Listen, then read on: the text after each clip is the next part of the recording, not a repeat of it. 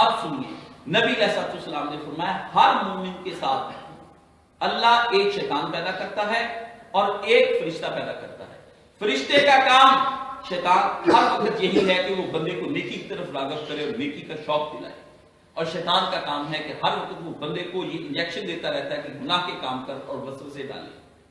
فرمایا اب آدمی پر یہ منحصر ہوتا ہے کہ وہ اپنی نیکیاں کر کے اپنے فرشتے کو مضبوط کر لیتا ہے تاکہ اس شیطان کے اوپر غالب آ جائے، یا شیطانیاں کر کے اس شیطان کو غذا فراہم کرتا ہے تاکہ فرشتے پہ غالب آ جائے، فرشتہ کمزور ہو جاتا ہے۔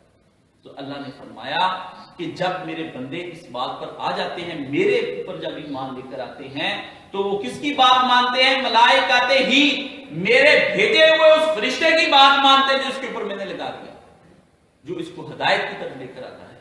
اور حضور نے فرمایا جس پر فرشتے مسلط کر دیے جاتے ہیں وہ اس کو نیکی کی طرح طرح کی راہیں سجاتے ہیں، اس کو نیکی اس کے اندر بار بار بھرتے ہیں، زور لگاتے ہیں اس کے اندر۔ اور فرمایا جس کے اوپر شیاطین مسلط کر دیے جاتے ہیں وہ اس کو شیطانی اور بدکاریوں کی راہیں سجاتا ہے، وہ بھی وہی کرتا ہے۔ ایک وہی اللہ کرتا ہے اپنے فرشتوں کے ذریعے سے اور انسانوں کے ذریعے سے، ایک وہی شیطان کرتا ہے، وہ بھی لے کر آتا ہے۔ وہی دونوں طرف سے آتی ہے، اس طرح نہیں ہے کہ وہی چپ کر کے بیٹھ جائے، وہی دونوں طرف سے آتی ہے۔ ایک اللہ اپنے پیغمبر کے ذریعے سے کرتا ہے اور فرشتوں کے ذریعے سے کرتا ہے، ایک شیطان اپنی ذریت کے ذریعے سے اور انسانوں کے ذریعے سے کرتا ہے۔ سنو کیسے کیسے؟ الذی یوسوس فی صدور الناس، پھر آگے کیا کہا؟ من الجنۃ والناس، دونوں کا مارکا لگ گیا۔ اللہ نے فرمایا اللہ اللہ اللہ اللہ، دونوں کا مارکا لگ گیا۔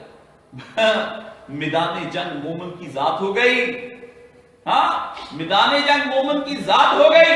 ادھر رحمان کی فوجیں نکل کھڑی ہوئی، ادھر شیطان کی فوجیں نکل کھڑی ہوئی۔